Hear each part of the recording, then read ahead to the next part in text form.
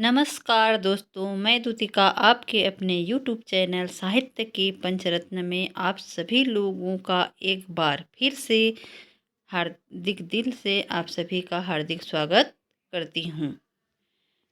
आप लोगों ने पहला अंक और दूसरा अंक अंधा युग नाटक का देख लिया होगा।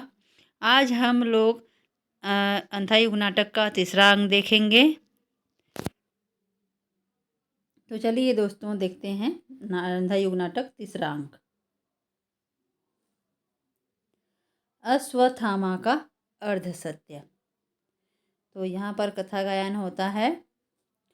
संजय का रथ जब नगर द्वार पहुंचा तब रात ढल रही थी। हारी कौरव सेना कब लौटेगी यह बात चल रही थी। संजय से सुनते सुनते युद्ध कथा हो गई सुबह पाकर यह गहन व्यथा। गांधारी पत्थर थी उस श्रीहत मुख पर, जीवित मानव का सा कोई चिन्ह न था। दोपहर होते होते हिल उठा नगर, खंडित रथ टूटे छकड़ों पर लदकर। थे लौट रहे थे ब्राह्मण स्त्रियां चिकित्सक, विधवाएं बौने बूढ़े घायल जर्जर। जो सेना रंग बिरंगी ध्वजा उड़ाते, रौंदते हुए धरती को गगन कंपाते थी गई युद्ध को 18 दिन पहले, उसका यह रूप हो गया आते आते। पर्दा उठता है। प्रहरी खड़े हैं। विदुर का सहारा लेकर धृतराष्ट्र प्रवेश करते हैं। तो देखिए यहाँ पर जो है रात हो से दिन हो गई। रात भर जो है युद्ध जो चला है उसके बारे में सब सुन रहे थे। और फिर जो है कि 18 दिन तक जितनी कथा चली उसको सब सुन रहे थे। फिर जो है ये सब अपने अपने जगह में आ रहे थे। और फिर जो है पर्दा उठता है। प्रहरी खड़े हैं। विदुर का सहारा लेकर जो है धृतराष्ट्र प्रवेश करते हैं। धृतराष्ट्र, देख नहीं सकता हूँ पर मैंने छू छू कर अंग भंग सैनिकों को देखने की कोशिश की। बाह के पास से हाथ जब कट जाता है लगता है कैसा जैसे मेरे सिंहासन का। तो धृतराष्ट्र कहते हैं कि मैंने जो है छू छू कर तो अंग भंग सैनिकों को देखने की कोशिश की। बाह के पास से हाथ जब कट जाता है लगता है कैसा जैसे मेरे सिंहासन का हत्था है। तो विदुर कहते हैं, महाराज यह सब सोच रहे हैं आप? धृतराष्ट्र, कोई खास बात नहीं, सिर्फ मैं संजय के शब्दों से सुनता आया था जिसे आज उसी युद्ध को हाथों से छू छू कर अनुभव करने का अवसर पाया है। ये धृतराष्ट्र जो है कुरुक्षेत्र में गए हैं, वहाँ पर जो है सबको छू छू कर देख रहे हैं कि किस तरह का युद्ध हुआ है। तो ये विदुर से बोल रहे हैं। तो इसी बीच में एक पंगु गूंगा सैनिक घिसटता हुआ आता है। विदुर के पांव पकड़कर उन्हें अपनी ओर आकर्षित करता है। चिल्लू से संकेत कर पानी मांगता है। अब इसी बीच जो है कोई सैनिक बच गया है जो घायल पड़ा हुआ है, और जो पंगु भी हो गया है और गूंगा भी हो गया है, वो आता है और विदुर को पानी पीने की संकेत करके पानी मांगता है। तो विदुर चौंक कर, क्या है वो प्रहरी, थोड़ा जल लाओ। धृतराष्ट्र, कौन है विदुर? विदुर, एक प्यासा सैनिक है महाराज। सैनिक गूंगी जिह्वा से जाने क्या क्या कहता है। धृतराष्ट्र, क्या कह रहा है यह? तो विदुर कहता है, जय हो धृतराष्ट्र की, जिह्वा कटी है महाराज, गूंगा है। तो इशारे से वो आपकी जय बोल रहा है, कह रहे हैं। तो धृतराष्ट्र कहते हैं, गूंगों के सिवा और कौन बोलेगा मेरी जय। अब धृतराष्ट्र कह रहे हैं कि हाँ सही बात है कि गूंगे ही बच गए हैं, जो और कोई फिर क्यों मेरी जय बोलेगा, ये गूंगे ही मेरी जय बोलेंगे। तो प्रहरी लाकर जल देता है, गूंगा हाँफने लगता है। और ये जो कथन ये परीक्षा में आया हुआ कथन है। तो प्रहरी एक मस्तक छूकर, ज्वर है इसे, तो प्रहरी कह रहा है उसको, जब पानी पिलाया तो उसको छुआ भी तो कह रहा है कि इसको तो ज्वर है। तो धृतराष्ट्र कहते हैं, पिला दिया जल इसको, कह दो विश्राम करे इधर कहीं। अब इसको अगर जल पिला दिए हो तो बोल दो कि कहीं पर यहाँ ये विश्राम कर ले। तो गूंगा पीछे जाकर आंख मूंद कर पड़ रहता है। वस्त्र दो लाकर माता गांधारी से। प्रहरी कहते हैं, माता गांधारी आज दान गृह में है ही नहीं। विदुर, उनकी आंखों में आंसू भी नहीं है, न शोक है न क्रोध है। जड़वत पत्थर सी वे बैठी हैं सीढ़ी पर, नेपथ्य में शोरगुल। अब वो कह रहे हैं कि जाओ माता गांधारी से इसके लिए कुछ मांग लेना दान गृह में। तो विदुर कहते हैं कि गांधारी जो है ऐसे ही चुपचाप बैठी हुई हैं, न तो उनकी आंखों में आंसू है, न शोक है, न क्रोध है, वो तो जड़वत हो गई है। अब ये सब जो सारा नज़ारा देखकर युद्ध का सब सुन के तो धृतराष्ट्र कहते हैं, प्रहरी जाकर देखो कैसा है शोर। वह प्रहरी जाता है। विदुर, महाराज आप जाएं, जाकर आश्वासन दें माता गांधारी को। तो धृतराष्ट्र कहते हैं कि प्रहरी जाकर देखो तो कैसा शोर है वह। फिर प्रहरी जाते हैं तो विदुर कहते हैं, महाराज आप भी जाएं कि और जाकर आश्वासन दें माता गांधारी को। जाता हूँ, संजय भी नहीं है वहाँ। पता नहीं भीम और दुर्योधन के अंतिम द्वंद्व युद्ध का वह क्या समाचार लाए आज। फिर शोर बढ़ता है। अब यहाँ पीछे से कहीं पर शोर हो रहा है। तो धृतराष्ट्र भी जा रहे हैं और देख रहे हैं कि इतने देर तक संजय क्यों नहीं आया और वो कुछ समाचार भी नहीं लाया कि भीम और दुर्योधन के अंतिम द्वंद्व युद्ध का क्या हुआ। तो विदुर कहते हैं, महाराज आप जाएं। धृतराष्ट्र दूसरे प्रहरी के साथ जाते हैं। कैसा शोर है यह, प्रहरी लौटता है। प्रहरी, फैल गया है पूरे नगर में अचानक आतंक त्रास। विदुर, क्यों?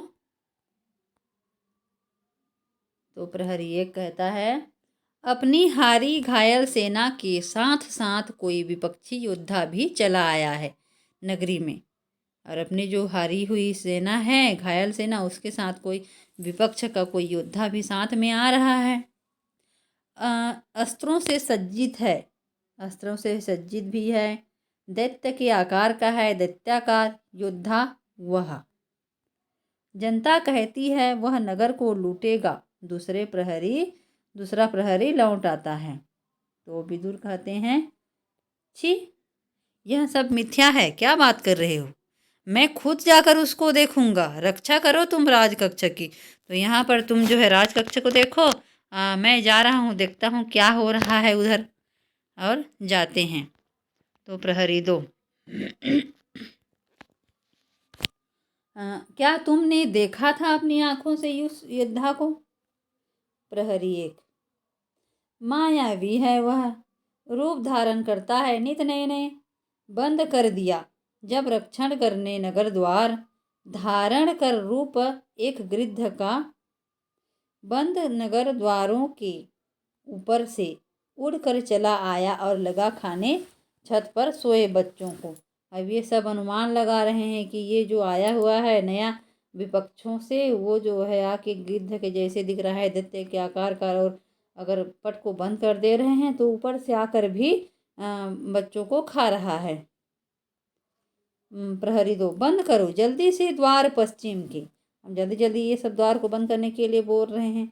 तो प्रहरी एक कहता है, क्या कह रहा है, भय से। वह देखो, भय से। फिर प्रहरी दो, क्या है? प्रहरी एक, वह आया। प्रहरी दो, छिपो इधर छिपो। दोनों पीछे छिपते हैं। एक साधारण योद्धा का प्रवेश। तो वो कौन है? युत्सु। तो युत्सु कहते हैं, डरने में उसकी यातना नहीं है जितनी वह होने में जिससे सब के सब केवल भय खाते हों, वैसा ही मैं हूँ आज। ये हैं महल मेरे पिता मेरी माता के, लेकिन कौन जाने यहाँ स्वागत हो मेरा एक जहर बूझे भाले से। अब वो कह रहे हैं, यहाँ पर मुझे ये आशा नहीं थी, यहाँ पर आया हूँ मैं तो ये सब डरते तो डरते, लेकिन मेरा ये ऐसा यहाँ पर जो स्वागत हो रहा है, जहाँ पर मेरी माता है, मेरे पिता हैं। प्रहरी एक, ये तो युत्सु हैं, पुत्र धृतराष्ट्र के, युद्ध में लड़े जो युधिष्ठिर के पक्ष में। युत्सु, मेरा अपराध सिर्फ इतना है, सत्य पर रहा मैं द्रोण भीष्म। सब के सब महारथी नहीं जा सके दुर्योधन के विरुद्ध, फिर भी मैंने कहा पक्ष मैं असत्य का नहीं लूंगा। मैं भी कौरव हूँ, पर सत्य बड़ा है कौरव वंश से। मेरी क्या गलती है? क्या मैंने सत्य का साथ देकर कोई अनर्थ कर दिया? क्योंकि मैं भी कौरव हूँ, और मैंने जैसे भले ही जो भीष्म गुरु द्रोण है वो सब दुर्योधन को छोड़कर नहीं जाए, लेकिन मैं जो है असत्य का साथ नहीं दूंगा करके चला गया। इसी की सजा मुझे मिल रही है, कह रहे हैं युत्सु। प्रहरी 2, निश्चय युत्सु है, लगता है लौटे हैं घायल सेना के साथ। अब जो है प्रहरी 2 को ये निश्चय ही ये भान हो रहा है कि निश्चय ये युत्सु ही हैं, ये घायल सेना के साथ लौट कर आए हैं। तो युत्सु, मैं भी सह लेता यदि सब उच्च श्रृंखलता दुर्योधन की, आज मुझे इतनी घृणा तो न मिलती। अपने ही परिवार में माता खड़ी होती, बाह फैलाए, चाहे पराजित ही मेरा माथा होता। मैं भी आज अगर असत्य का साथ देता तो मुझे ऐसा तिरस्कार नहीं मिलता। कम से कम मेरी माँ मेरा बाह फैलाए, मेरा जो है आरती करते हुए भले मैं पराजित होकर आता, फिर भी ये मेरा स्वागत करती। ऐसा ये युत्सु बोल रहे हैं। तो विदुर कहते हैं, आते हैं, ढूंढ रहा हूँ कब से तुमको युत्सु वत्स, अच्छा किया तुम जो वापस चले आए। प्रहरी, जाओ, जाकर माता गांधारी को सूचित करो। पुत्र शोक से पीड़ित माता तुम्हें पाकर शायद दुख भूल जाए। तो प्रहरी को बोल रहे हैं कि जाओ प्रहरी, जाकर माता गांधारी को सूचना दे दो कि युत्सु आया हुआ है। तो युत्सु कहते हैं, पता नहीं मेरा मुख भी देखेंगे या नहीं।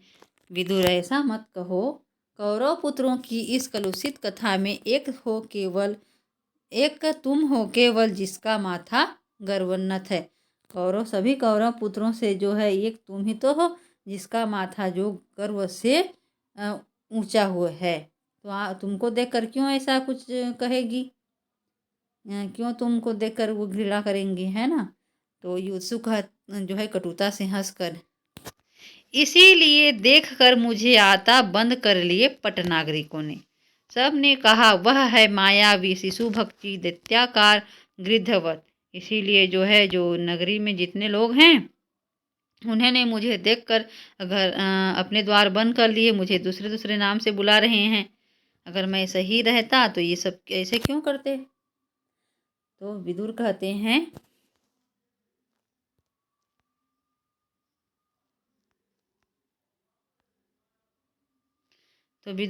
हैं, इस पर विषाद मत करो युत्सु, इस पर विषाद मत करो युत्सु।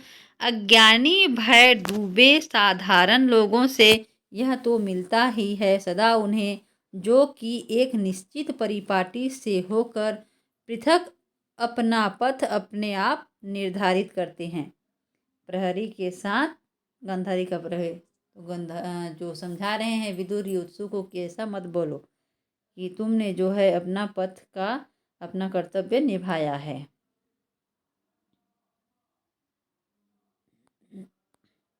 तो प्रहरी 2 कहते हैं, माता गांधारी पधारी हैं। युत्सु चरण छूता है, गांधारी निश्चल खड़ी रहती है। विदुर, माता ये है युत्सु, चरण छू रहे हैं, इनको आशीष दो।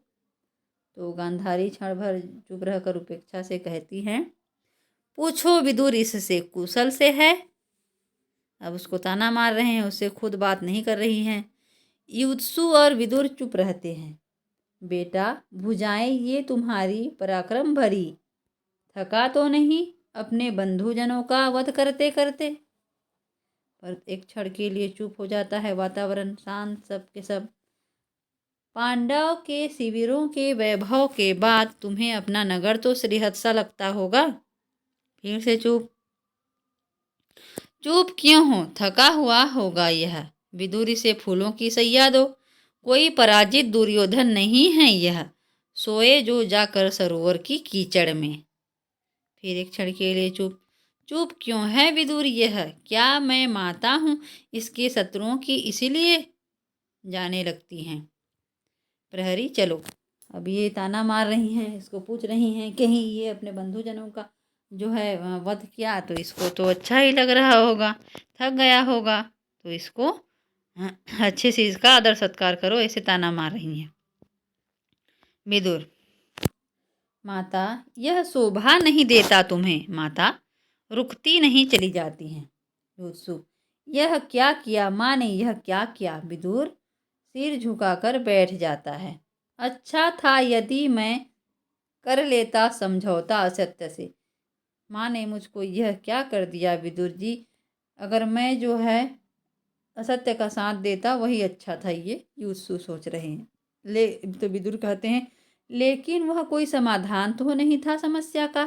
कर लेते यदि तुम समझौता असत्य से तो अंदर से जर्जर हो जाते, अगर तुम असत्य का साथ देते तो अंदर से जो है बिल्कुल टूट जाते। तो युत्सु कहते हैं अब यह माँ की कटुता घृणा प्रजाओं की। अब यहाँ पर जो है माँ की कटुता फिर घृणा जो है प्रजाओं से मिल रही है, क्या मुझको अंदर से बल देगी। अंतिम परिणति में दोनों जर्जर करते हैं। कौन, माँ की कटुता और जो है प्रजाओं की घृणा अथवा असत्य का। मुझको क्या मिला विदुर, मुझको क्या मिला। तो विदुर कहते हैं शांत हो युत्सु और सहन करो, गहरी पीड़ाओं को गहरे में वहन करो। कुछ देर पूर्व से गूंगे के हाँफने की भयावह आवाज़ आ रही है जो सहसा तेज हो जाती है। अब ये दोनों बातें कर रहे हैं तो उस गूंगे भी, जो गूंगा सैनिक है उसकी जो है हाँफने की आवाज़ आ रही है। प्रहरी एक, कैसी आवाज़ है प्रहरी यह, वह गूंगा सैनिक है शायद दम तोड़ रहा। प्रहरी दो, जल लाता है विदुर।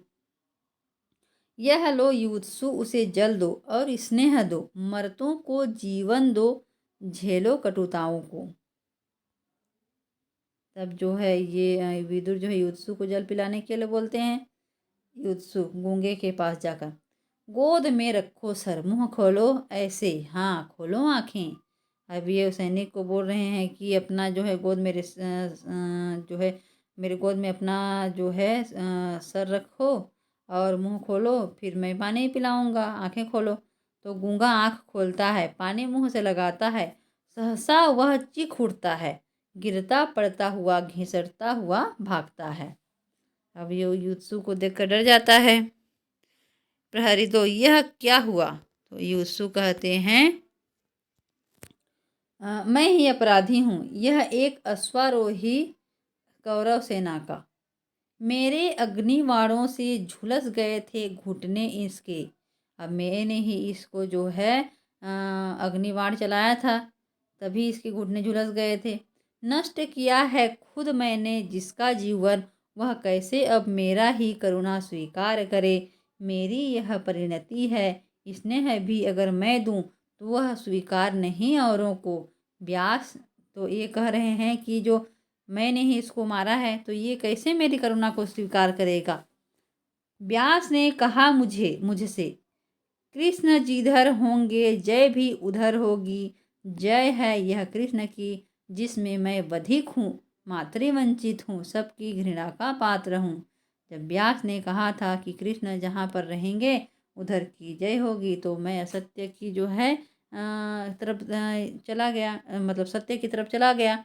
और आज इसी का परिणाम मुझे भुगतना पड़ रहा है कि मैं कुछ भी नहीं कर पा रहा हूँ, मातृ सुख से वंचित भी हो रहा हूँ, कह रहे हैं।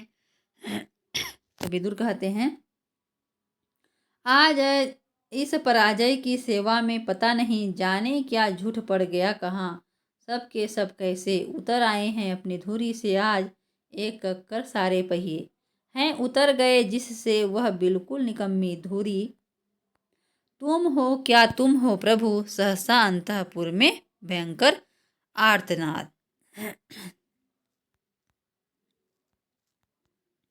तो विदुर कहते हैं, आज इस पराजय की सेवा में पता नहीं जाने क्या झूठ पड़ गया, कहाँ सब के सब कैसे उतर आए।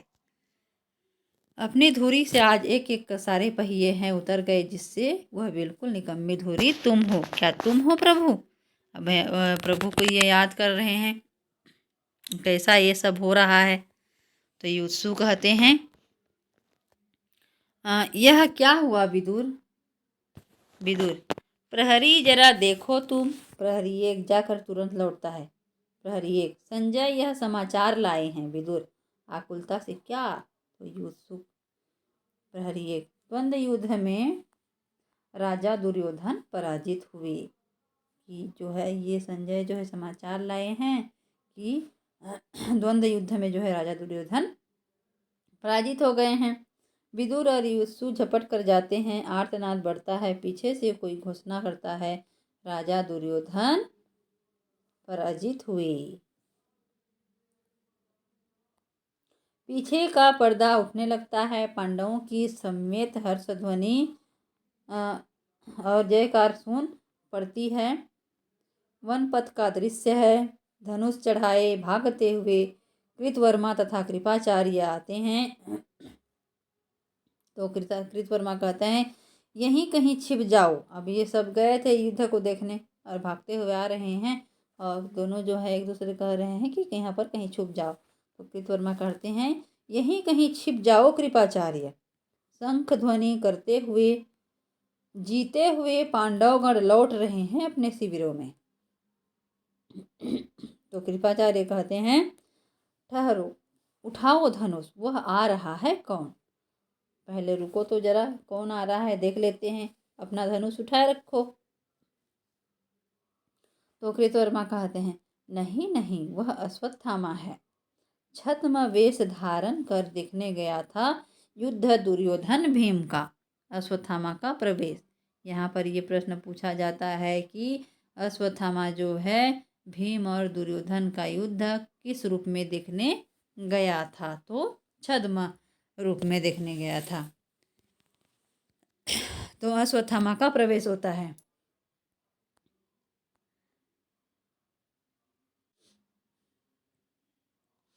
अश्वत्थामा मातुल सुनो, मारे गए राजा दुर्योधन अधर्म से। कृपाचार्य, चुप रहने का संकेत कर छिप जाओ, पांडवों से होकर पृथक। क्रोधित बलराम इधर आते हैं।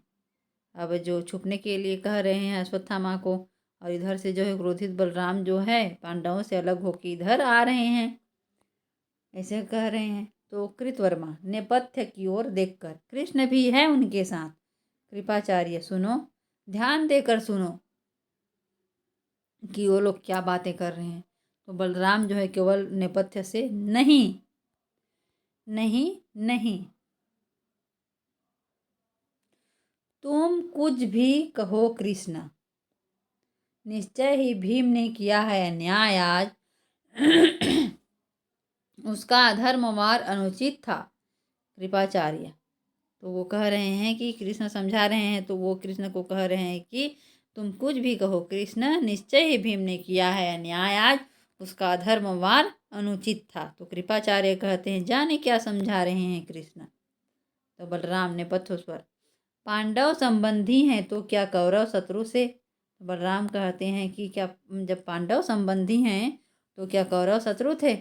मैं तो आज बता देता भीम को, पर तुमने रोक दिया। जानता हूँ मैं तुमको शैशव से, रहते हो सदा मर्यादाहीन कुटबुद्धि। मैं तो तुम्हें बचपन से जान रहा हूँ कि तुम तो हो ही मर्यादाहीन और बुद्धिहीन। तो कृपाचार्य धनुष रखते हुए उधर मुड़ गए दोनों। बलराम नेपथ्य स्वर दूर जाता हुआ, जाओ हस्तिनापुर, समझाओ गांधारी को।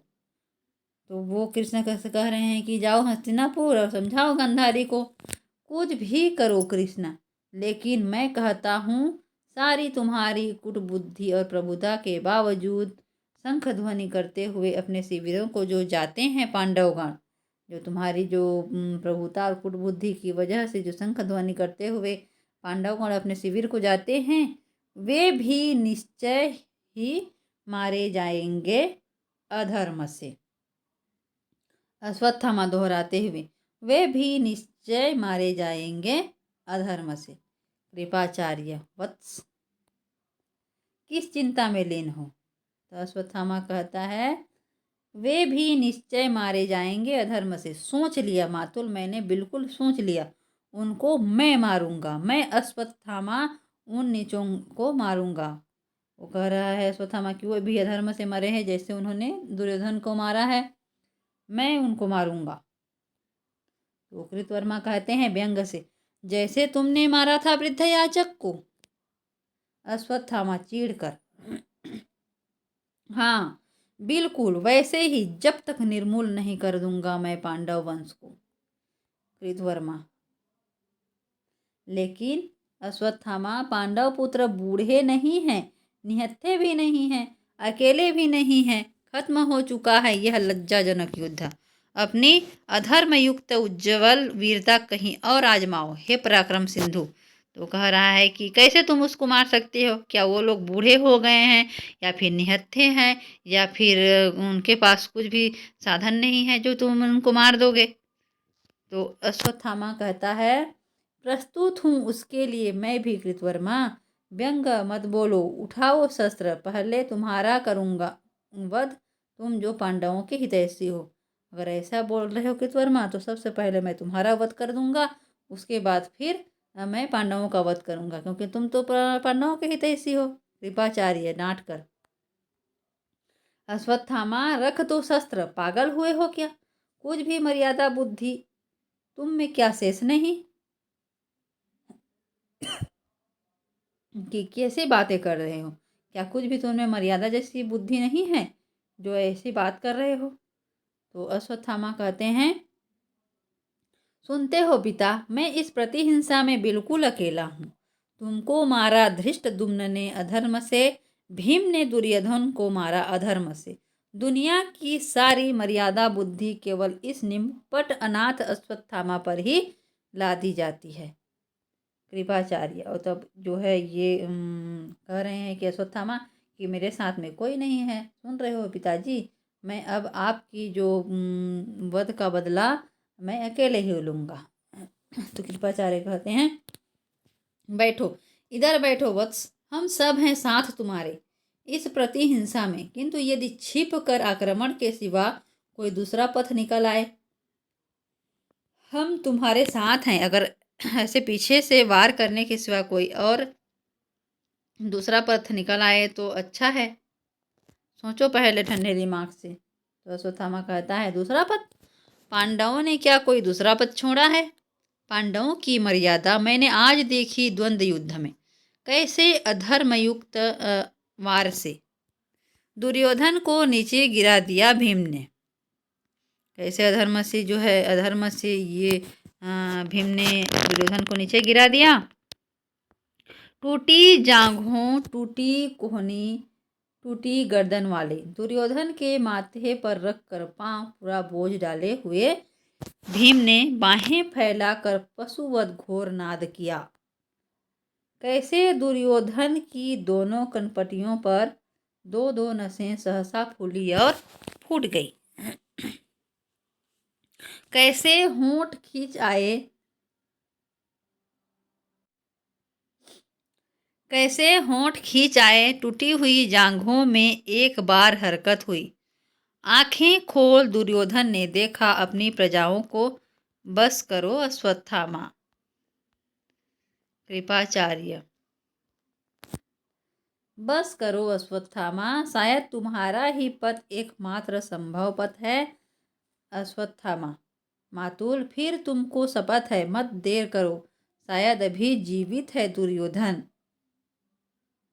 उनके सम्मुख मुझको घोषित करा दो तुम सेनापति, मैं पथ ढूंढूंगा प्रतिशोध का। बस आप एक काम कर दो कि मुझे जो है जो अभी तक जो दुर्योधन जिंदा है उसके पास ले चलो और मुझे सेनापति बस घोषित करवा दो, फिर मैं आगे का रास्ता अपने आप जो प्रतिशोध लूंगा उसका मैं बना लूंगा।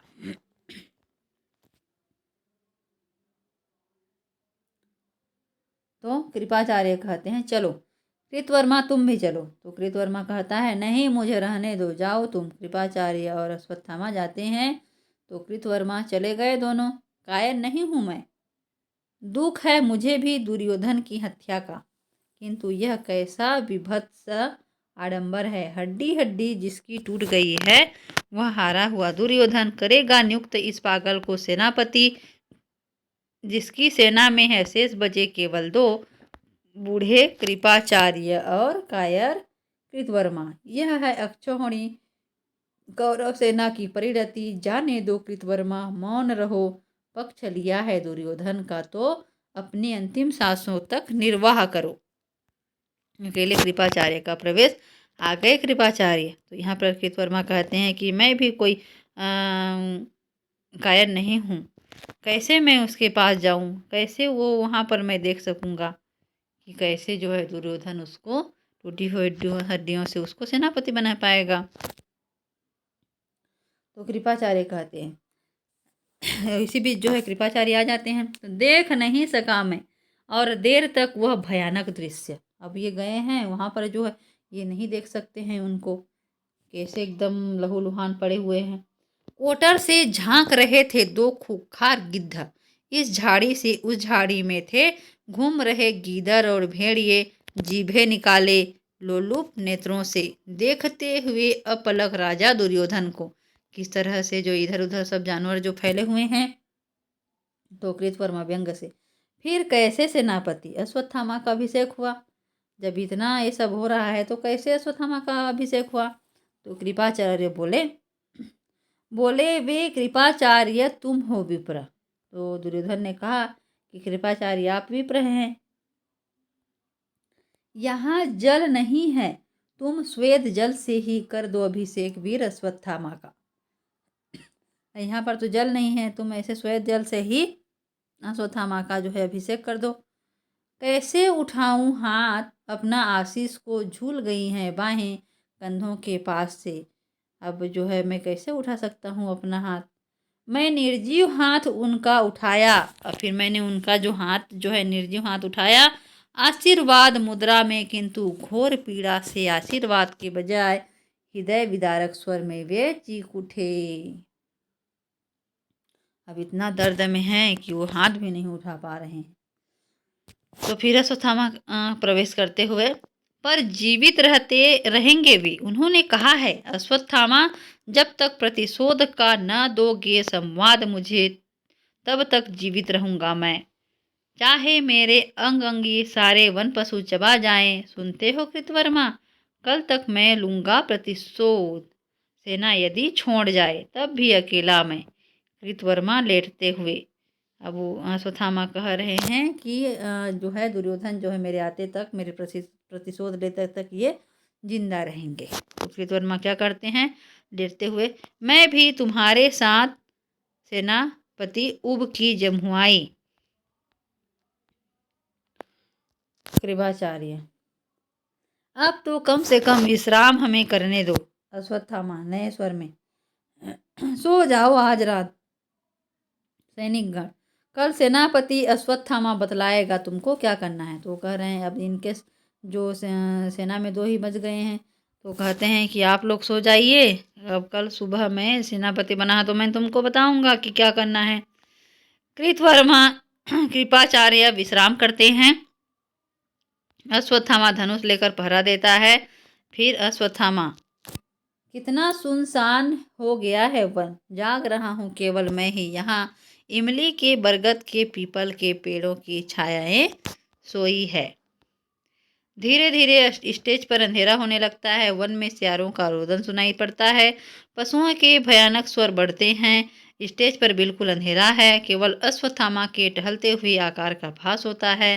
सहसा कर्कश कौवे का स्वर और दाईं ओर से बिल्कुल काले काले कपड़े पहने कौवे की मुखाकृति का एक नर्तक शिशु आता है। पंख खोलकर मंडराता है और 2 बार स्टेज पर चक्कर लगाकर घुटनों के बल झुककर कंधों पर चिबुक कर पक्षियों की सोने की मुद्रा में बैठ जाता है। इस बीच में अश्वत्थामा पर बिल्कुल प्रकाश नहीं पड़ता, एक नीली प्रकाश रेखा इसी पर पड़ती है। देखिए यहाँ पर जो है ये अश्वत्थामा ऐसे घूम रहा है, तो उसको जो है बस अपना ही वो दिखाई दे रहा है। तो उसी बीच जो है एक कर्कश कौवा का स्वर सुनाई देता है, जो बिल्कुल काले काले कपड़े पहने हुए मुख की आकृति का एक नर्तक शिशु बनकर आता है और पंख खोल के जो है मंडराता है। और एक दो बार जो है स्टेज का चक्कर लगा के घुटनों के बल बैठकर मतलब जो है सोने की मुद्रा में बैठ जाता है। इस बीच में अश्वत्थामा पर बिल्कुल प्रकाश नहीं पड़ता। वो चुपचाप अंधेरे में है। फिर इसी बीच जो है एक नीली प्रकाश रेखा इसी पर पड़ती है। फिर स्वर तेज होता है और बाईं ओर बिल्कुल श्वेत वसनधारी एक उल्काकृति वाला तेज पंजों वाला नर्तक शिशु आता है। पहले जो कौवा आया था, अब जो है ये उल्काकृति का जो नर्तक शिशु आता है। कौवे को देखता है, सावधान होता है। वो कौवे को देखते जो सावधान होता है। फिर उल्लसित होकर पंजे तेज करता है, पंख फड़फड़ाता है। फिर नई मुद्राओं में बराबर आक्रमण करने का अभिनय करता है। वो जो है सावधान होकर जो है एकदम पंजे को तेज कर लेता है और पंख फड़फड़ाता है, और फिर नई मुद्रा में जो है बराबर आक्रमण करने के लिए उसका अभिनय करता है। एक प्रकाश अश्वत्थामा पर भी पड़ता है, जो स्तब्ध कौतूहल से इस घटना को देख रहा है। कौवा एक बार अलसाई करवट लेता है और उल्लूक को देखकर भी बिना ध्यान दिए सो जाता है। अब उल्लूक वहाँ पर है, लेकिन जो है ये कौवा जो है उसको जैसे नहीं देख रहा हूँ करके जैसे सो जाता है। उल्लूक पहले सहम जाता है। उसे सोया देखकर दो एक बार सावधानी से आजमाता है कि कहीं कौवा सोने का नाट्य तो नहीं कर रहा है। अब वो उसको पता लगाता है कि कहीं ये सो तो नहीं गया कि नाटक कर रहा है। फिर सहसा उस पर टूट पड़ता है। फिर अचानक जो है ये उल्लू का जो है उस पर टूट पड़ता है। भयानक कोलाहल चित्कार। फिर भयानक जो है ये कोलाहल होता है। दोनों गूथे रहते हैं, बिल्कुल अंधकार। फिर प्रकाश। कौवे के कुछ टूटे हुए पंख और उल्लूक के पंजे रक्त में लथपथ। उल्लूक उन पंखों को उठा उठा कर नृत्य करता है, बधोल्लास का तांडव। अभी उल्लू जो है वो कौवा को मार दिया। एक प्रकाश अश्वत्थामा पर सहसा उसकी मुखाकृति बदलती है और वह जोर से अट्टहास कर पड़ता है। अभी अश्वत्थामा जो है हंसता है। उल्लू को घबरा कर रुक जाता है, देखता है अश्वत्थामा अट्टहास करता हुआ उसकी ओर बढ़ता है। उल्लू का कटे पंख उसकी ओर फेंक कर भागता है। अब ये हंस रहा है अश्वत्थामा, तो उसको सुनकर ये उल्लू जो है डर रहा है और अपने जो कटा पंख कौवे का है उसको फेंक के भाग रहा है। अश्वत्थामा कटा पंख हाथ में लेकर उल्लास से चीखता है। अश्वत्थामा, मिल गया मातुल, मुझे मिल गया। फिर प्रकाश होता है। वह रक्त सना कटा पंख हाथ में लिए उछल रहा है। दोनों योद्धा चौंक कर उठते हैं और कृतवर्मा घबरा कर तलवार खींच लेते हैं। अब ये ऐसे ही अचानक से हंसने लगता है और चिल्लाने लगता है, तो डर जाते हैं। तो कृपाचार्य कहते हैं, क्या मिल गया वत्स?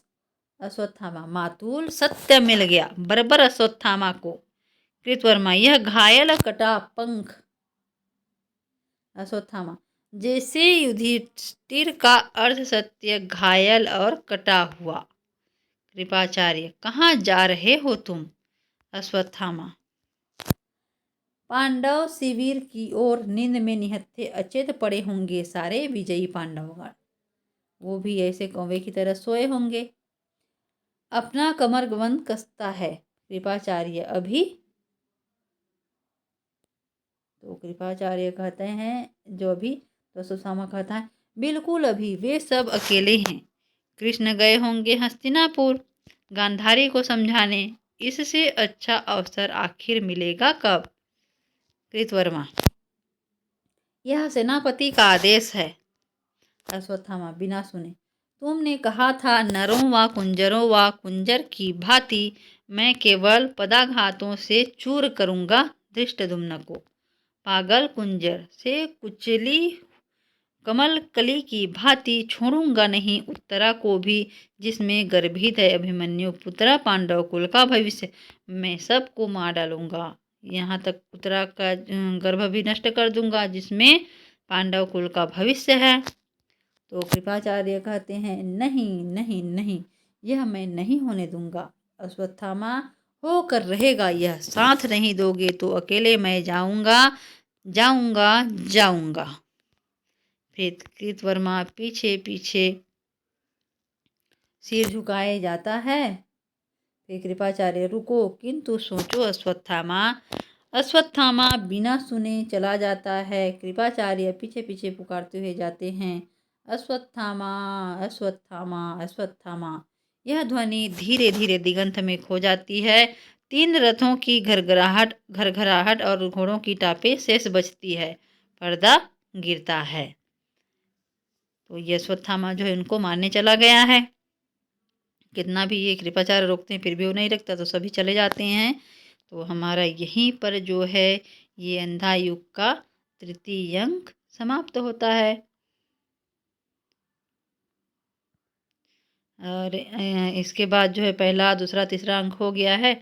अब जो है हम अगली वीडियो में दूसरे अंक को चौथे अंक को लेकर आएंगे। तब तक आप लोग ये सभी वीडियो को देखते रहिए, और अगर आपको अच्छा लगे तो लाइक कमेंट और शेयर करिए। धन्यवाद दोस्तों।